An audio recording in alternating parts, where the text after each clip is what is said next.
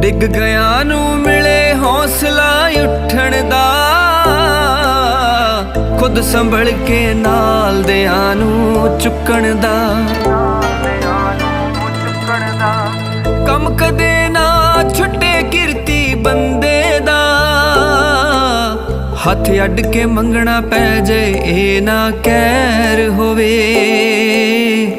ਭਲੀ ਕਰੇ ਕਰਤਾਰ,